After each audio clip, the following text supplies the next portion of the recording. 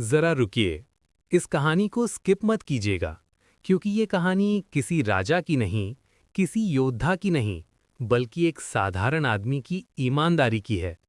ये कहानी पूछती है, अगर गलत रास्ते पर चलकर आसान जिंदगी मिल जाए और सही रास्ते पर चलकर सब कुछ छिन जाए, तो आप क्या चुनेंगे? आज की दुनिया में जहां रिश्वत को चालाकी कहा जाता है और ईमानदारी को बेवकूफ़ी, वहां एक आदमी खड़ा होता है और कहता है, मैं नहीं झुकूंगा। ये कहानी है मुंशी वंशीधर की, नमक का दारोगा। ये कहानी सिर्फ कहानी नहीं है, ये एक आईना है, हमारे समाज का, हमारे सिस्टम का और शायद हमारे अपने फैसलों का। इसलिए वीडियो को अंत तक जरूर देखिए, सुनिए, क्योंकि आखिरी मोड़ पर जो होगा वो आपकी सोच बदल सकता है।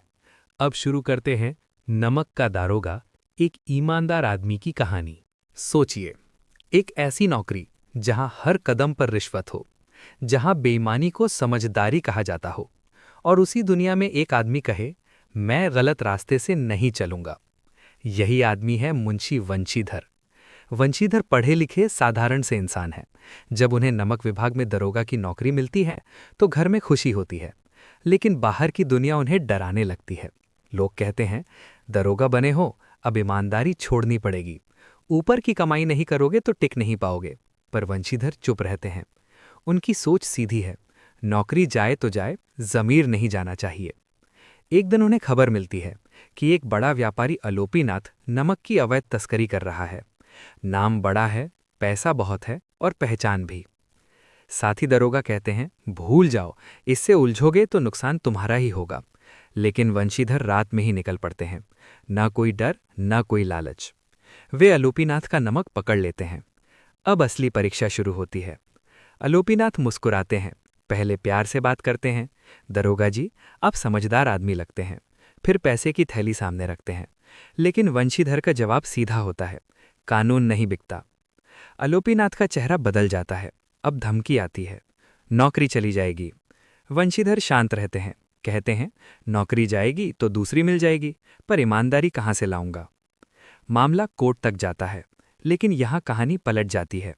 अलोपीनाथ के पास वकील हैं, पैसा है, सिस्टम है, और वंशीधर के पास सिर्फ सच। फैसला अलोपीनाथ के पक्ष में हो जाता है और वंशीधर नौकरी से निकाल दिए जाते हैं। लोग कहते हैं, देखा, ईमानदारी का यही अंजाम होता है। वंशीधर घर लौटते हैं, जेब खाली है पर सिर ऊंचा है। कुछ दिन बाद अचानक अलोपीनाथ का बुलावा आता है। सबको लगता है शायद कोई नई चाल है, लेकिन जो होता है वो किसी ने नहीं सोचा था। अलोपीनाथ कहते हैं, मैंने बहुत ईमानदार लोग देखे हैं, लेकिन तुम जैसे नहीं। तुम्हारी ईमानदारी ने मुझे हारने के बाद भी जीतना सिखा दिया। और वे वंशीधर को अपनी पूरी व्यापार व्यवस्था का मैनेजर बना देते हैं, सम्मान के साथ, विश्वास के साथ। कहानी यहीं खत्म नहीं होती, यहीं से असली बात शुरू होती है। प्रेमचंद हमें बताते हैं, ईमानदारी तुरंत इनाम नहीं देती, लेकिन जब देती है तो इज्जत के साथ देती है। जो रास्ता मुश्किल लगता है वही रास्ता सही होता है। इस कहानी का असली मैसेज, पैसा सब कुछ नहीं खरीद सकता। कुछ चीज़ें ऐसी होती हैं जो सिर्फ सच्चाई से मिलती हैं, सम्मान, भरोसा और आत्मसंतोष। अगर ये कहानी आपके दिल को छू गई हो, अगर आपको लगा हो कि ईमानदारी आज भी जिंदा है, तो इस वीडियो को लाइक ज़रूर कीजिए, ताकि ऐसी सच्ची कहानियाँ और लोगों तक पहुँच सकें।